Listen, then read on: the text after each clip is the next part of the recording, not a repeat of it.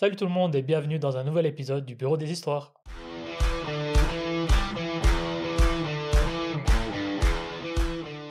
Et aujourd'hui, on change pas une équipe qui gagne, des histoires Reddit. Yes. C'est parti? Yes. Super. C'est moi le problème d'avoir repris mes chaussures à ma belle-sœur? Non. C'est bien. On touche pas aux chaussures. Non, il y a des limites quand même, hein.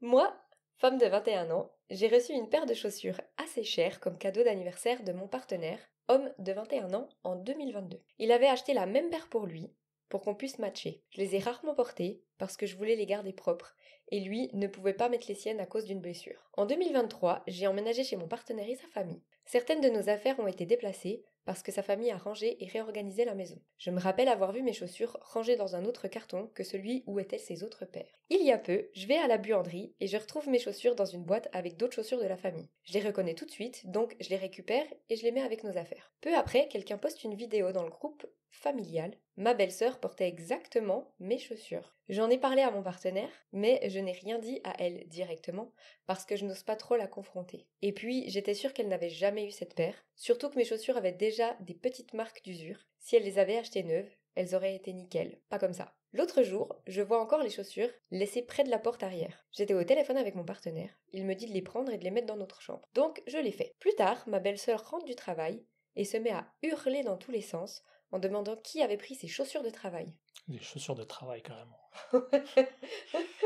J'ai demandé à un autre membre de la famille s'ils avaient déjà vu mes chaussures ou si elles les portaient, et on m'a confirmé qu'ils les avaient bien vues là où je les avais trouvées la première fois. Mon partenaire a aussi dit à tout le monde que c'était un cadeau pour moi et que sa sœur me les avait prises. Maintenant je culpabilise un peu, et ça me stresse parce qu'elle est persuadée qu'elles sont à elle. Mais je sais que ce sont bien les miennes, offertes par mon partenaire, et on avait prévu de recommencer à les porter tous les deux maintenant qu'il est guéri. Ce n'est d'ailleurs pas la première fois que mes affaires disparaissent dans cette maison et que je dois les réclamer, ce qui est encore plus frustrant. Je me demande du coup, est-ce que j'ai mal agi d'avoir repris mes chaussures ou est-ce que je devrais juste lui les laisser? Alors, c'est moi le problème?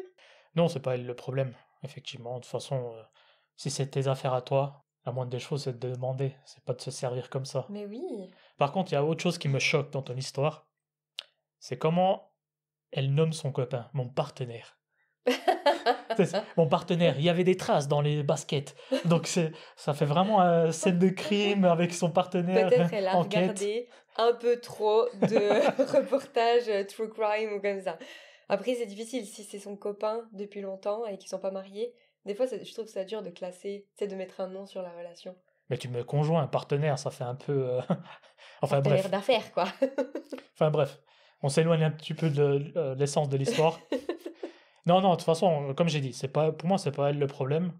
C'est la sœur qui profite certainement des affaires qui traînent, où ils mettent tout ensemble. Après, s'ils mettent aussi tout ensemble, peut-être qu'elle s'est dit, ah, bah, c'est mes chaussures.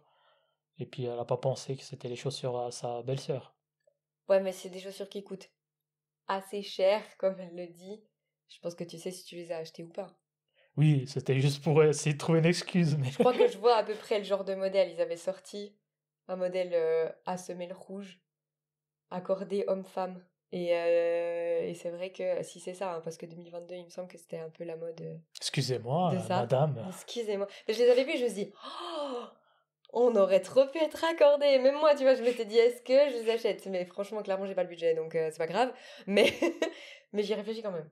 Ok. Donc je me dis, si c'est des chaussures assez chères, tu sais si t'as une de ces paires-là ou pas dans ton inventaire de Ouais. chaussures. Tu vois ce que Alors je veux dire. avec ce point de vue-là, et ce que tu me dis en plus, effectivement, là, la belle-sœur, elle fait exprès. Ouais, je pense que ça lui a fait plaisir. Elle s'est dit, oh là là, je vais, tu vois, chaussures de travail. Si elle met ce genre de chaussures-là pour aller au travail, c'est quand même que c'est un bon travail. Donc elle s'est dit Ouais, peut-être que justement, ça va un peu effectivement, ouais. upgrader son allure. Et puis elle s'est dit, bon, elles sont là, je les prends, quoi. Ouais. C'est quand même culotté de te dire, ah, je prends les chaussures sans te demander. Mais carrément. Surtout si elle sait qu'elles ont coûté cher, quoi. Bah ouais, elle l'a dit en tout cas, c'est des chaussures assez chères. Donc ouais, je trouve ça culotté aussi. Surtout les a déjà repris une fois. Ouais. Et remis par exemple dans le meuble à chaussures comme ça, et toi tu les reprends pour les reporter, c'est quand même fou. Après voilà, peut-être son erreur à elle, ça a été de, justement comme elle a dit, j'ai pas trop envie de la confronter. Je pense si elle serait allée et qu'elle a dit excuse-moi, c'est toi qui as porté mes chaussures parce que j'aimerais bien les garder, peut-être qu'elle l'aurait pas refait 2 fois. Mhm. Je sais pas. Je sais pas. Mais- Mais non, mais je pense qu'on est d'accord sur cette première histoire. Pas les chaussures. On touche pas les chaussures. Et les copains, d'accord, mais pas les chaussures. C'est ça.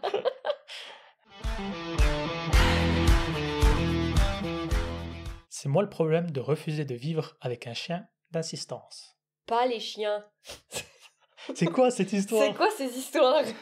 Pas les chaussures, pas les chiens. On l'avait même pas préparé, hein. Oh là là. Allez, je suis déjà énervée, continue. Moi, homme de 26 ans, je possède ma propre maison. Elle a 5 chambres, donc bien plus d'espace qu'il m'en faut. À 26 ans? Well done. J'ai hérité de cette maison après un décès familial, et ça fait 2 ans que j'y vis. Voilà, Ah, pardon. well done, quelqu'un est Well mort. done. J'espère que tu te sens mal. Je me dis, 26 ans, ta première maison, c'est génial. Ouais, bah voilà, Mais maintenant dans tu les sais pourquoi. circonstances, un peu moins. J'utilise 3 chambres, la mienne, un bureau et une salle de jeux vidéo. Les 2 autres, je les loue. Un colocataire que je connais à peine et qui reste discret, et l'autre est un ami de fac. Cet ami de fac est diabétique et il utilise un capteur pour gérer son diabète. Je n'en sais pas plus et j'ai jamais posé de questions, ça ne me regarde pas. Il m'a récemment annoncé qu'il allait avoir un chien d'assistance pour le prévenir en cas de problème lié à son diabète. Il doit le recevoir la semaine prochaine. Le recevoir, comme une voiture. Ouais, vraiment. Vous avez reçu votre chien. Veuillez vérifier votre boîte aux lettres. Sauf que moi, je veux pas vivre avec un chien. Je n'aime pas ça. Je lui ai dit qu'il pouvait rompre son bail pour trouver un autre logement, mais qu'il ne pouvait pas amener son chien chez moi. Jusqu'ici, la cohabitation se passait très bien. Maintenant, il est en colère et cherche apparemment des moyens légaux de m'obliger à accepter le chien. Il avait une bonne situation en habitant chez moi, mais il m'a dit que j'étais un méchant garçon parce que je le mets dehors sous prétexte qu'il est handicapé. Alors je me demande, c'est moi le problème? Écoute, autant j'aime les chiens, autant non, c'est pas lui le problème. Enfin, je pense pas. C'est sa maison, en fait. Donc si dans sa maison, il veut pas forcément cohabiter avec un chien, il a quand même le droit. Ouais, le problème c'est que vu que c'est un chien d'assistance, Oui. ça risque de poser problème et je pense que son coloc, s'il va au truc juridique, il risque de gagner et il va devoir habiter avec lui et son chien. Après, je sais pas, parce qu'en fait, comme partout, et ça, faudra peut-être qu'on regarde pour être sûr, mais t'as des appartements qui n'acceptent pas les animaux. Est-ce que du coup, les personnes avec des animaux d'assistance doivent trouver un immeuble ou un appartement avec un propriétaire qui accepte les animaux pour aller habiter dedans? Parce qu'au final, les dégradations, elles peuvent quand même arriver, même si c'est des animaux d'assistance. Je sais pas, parce que moi, dans ma théorie, je me dis, par exemple, dans un commerce, c'est interdit aux chiens, si c'est un chien d'assistance, t'es obligé de le laisser rentrer. Oui, mais c'est un lieu public. Oui, mais bon, Là, on parle d'un lieu privé, c'est sa maison privée. Donc c'est ses règles. bah, je Tu sais vois, pas. c'est ça que je me dis. S'il y a un avocat qui passe par là, vous pouvez mettre en commentaire si c'est comment ça se passe en France, aux États-Unis et ailleurs. Ouais, parce que c'est vrai que je me dis, Ouais, c'est c'est un bon sa point. maison et il sous-loue des chambres. Donc au final, je pense que c'est quand même sa maison, ses règles. Oui, dans le fond, je suis d'accord avec ce que tu dis. Après, je me demande aussi comment il va interagir avec son colocataire, enfin le propriétaire de la maison, si il va plus loin dans les moyens légaux et que bah, le tribunal finalement lui dit qu'il a raison. Et comment il fait encore pour habiter avec cette personne-là, quoi. Ouais, non, après, de toute façon, ça va mettre des tensions, hein. Du moment où t'as un désaccord comme ça, si après tu vas dans des mentions légales, je pense que t'as juste meilleur temps de partir. Parce qu'après, ça va être invivable. Effectivement. Surtout que c'est sa maison, donc limite, en fait, s'il a un délai pour te mettre dehors, derrière, si le tribunal dit oui, vous pouvez aller habiter avec votre animal, mais que lui, il a, je sais pas, 3 mois pour résilier son contrat, il va directement le faire. 3 mois plus tard, il est loin.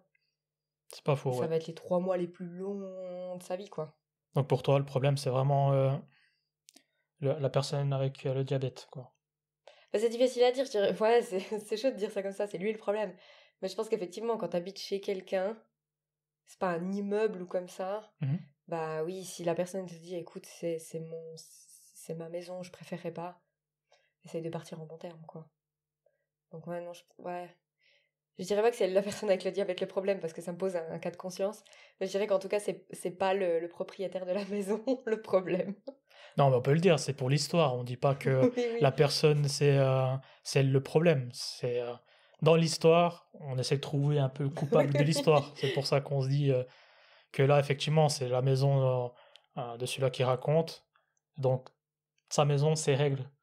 comme on aime le dire et comme vous aimez aussi le dire en commentaire, hein, parce qu'il y en a beaucoup qui débattent, surtout sur TikTok, là-dessus. Donc ouais, on serait plutôt d'accord que c'est celui-là qui raconte l'histoire qui a raison et l'autre qui aurait tort.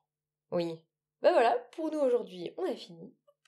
Avant de vous laisser, on vous rappelle de vous abonner, de cliquer sur la petite cloche pour ne rien louper de nos épisodes, et puis laissez-nous un petit commentaire. Ça fait toujours plaisir. Ouais, on y va comme ça? Yes! Allez, Bye! bye bye!